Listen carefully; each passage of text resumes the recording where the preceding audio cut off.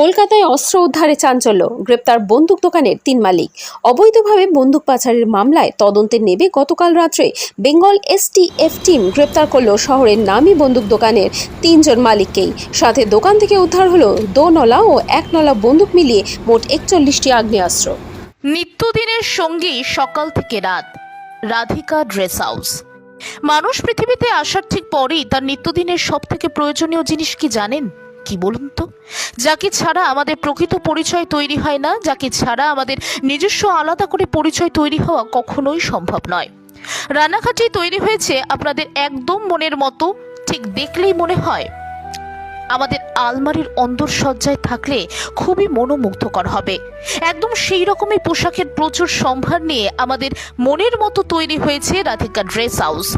যোগাযোগের মাধ্যম ছাড়া কি করেই বা সম্ভব এরকম অনবদ্য সম্ভারের সন্ধান?